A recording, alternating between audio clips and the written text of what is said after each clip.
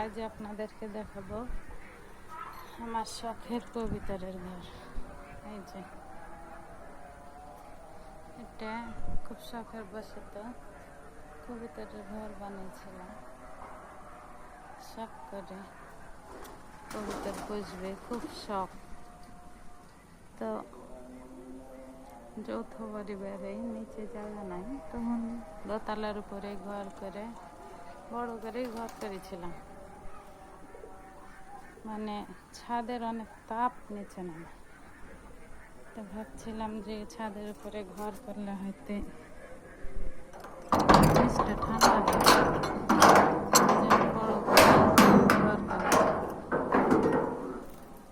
এই যে কাঠ, নতুন বাড়ির জন্য কাঠ কিনেছিলাম। চৌকাঠ, যে ঘরের দরজা চৌকাঠ করার, এসব বেঁচেছে। এসব দিয়ে একটা কর্নার র্যাক বানিয়ে ভেবেছি। আর এগুলো লক্ষ্মী কাঠ পোড়ানোর, যে এটা কবিতরের খাঁচা, কবিতরের জোড়া দেওয়া হয় এখানে। এই যে কবিতরের খোপ, আমার এক সময় ঘর ভর্তি হয়ে কবিতা ছিল।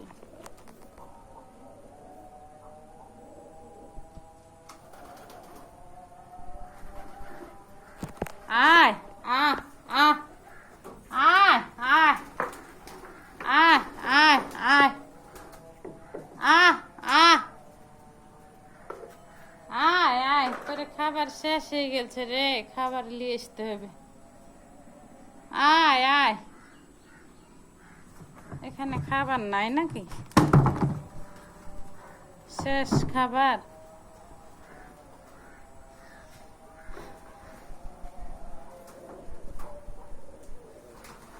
আয় আয় আয়। অনেক কবিতা ছিল এক সময়, মানুষের সব ধরে ধরে শেষ করে দিয়েছে। মানে পাখি তাও ধরে বিক্রি করছে, কিচ্ছু করার নেই। এখকে মনে হয় এক জোড়া বাচ্চা আছে, কত সুন্দর টোপালা দেখায় আমি। এই যে দেখেন কত সুন্দর টোপ আছে, দুইটা বাচ্চা, অনেক সুন্দর। আর বাচ্চা নাই এরকম মনে হয়।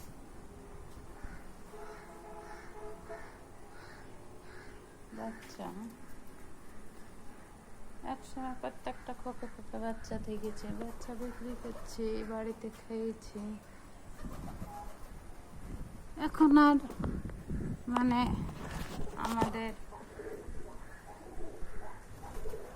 উনিও সময় দিতে পারেন না, যেহেতু ব্যবসা করেন, একটা ব্যস্ত থাকেন 24 ঘন্টায় ব্যবসা নিয়ে। শখের বসে তো রাত্রে এসে কবিতার সঙ্গে 1 ঘন্টা বসে থাকে, খাওয়ায়, দেখে। এই যে তো সময় না দেওয়ার জন্যে সব কবিতার মানুষের ধরে নিয়েছে।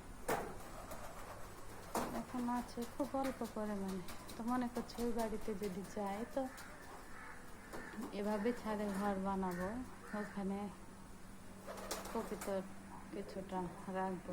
মানে ওখানে মাঠ, একেবারে খোলামেলা মাঠে চড়বে, খাবে, ঘুরবে।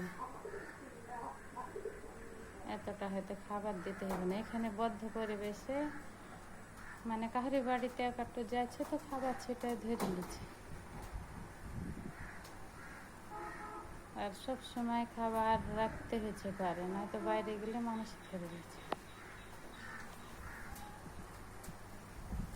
তো আপনারাও চাইলে এরকম করে, খুব বেশি না পারলে 10টা 20টা করে যদি কবুতর পালেন, তো আমার মনে হয় যে ওই যে নিজের যেটা মাংসের, কবুতরের মাংস কিন্তু খুব পুষ্টি, গুণাগুণ বেশি, রক্ত। তো নিজের হয়তো মানে পরিবারের যে চাহিদাটা কবুতরের মাংস, সেটা হয়তো এখান থেকে পূরণ হতে পারে। আমি বললাম না এক সময় অনেক ছিল, বেচেছি, খেয়েছি, আত্মীয় স্বজনকে দিয়েছি, কিন্তু এখন আর তা হয় না। ইনশাল্লাহ আবার ভবিষ্যতে করার ইচ্ছা আছে।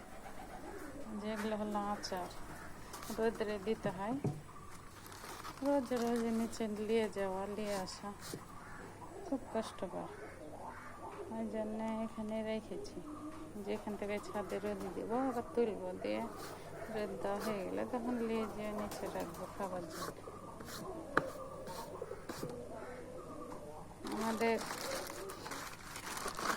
এই ধারের মানুষগুলো, রাজশাহী অঞ্চলের মানুষগুলো বিশেষ করে আপনি দেখতে পারবেন প্রত্যেকের বাড়িতে এই আমের সিজনে ছাদ ভর্তি করে করে আচার করে। এদের আচার এত প্রিয়, বিশেষ করে আমের আচারটা আমাকে করতে হয় 3-4 বয়ম 5 বয়ম করে করি, সারা বছর চলে যায়। এবার 3 বয়ম করেছি, 1 বয়ম আমার বাচ্চারা খেয়েই শেষ করে দিয়েছি বেশি মিষ্টি দেওয়ার জন্য। এই জন্য 2 বয়মে মিষ্টির পরিমাণ কম রেখেছি।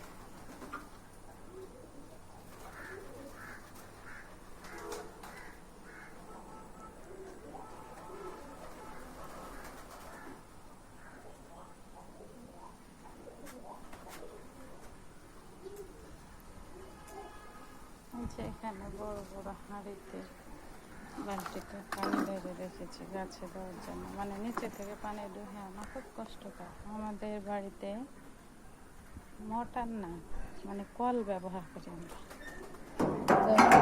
কল থেকে পানি ছেড়ে যাওয়া খুব কষ্ট। এই জন্যে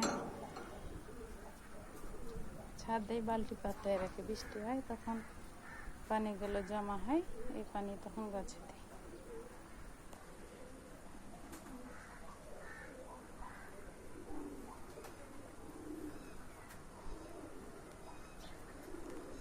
ঠিক আছে আপনারা, আজকে এ পর্যন্তই, সবাই ভালো থাকবে।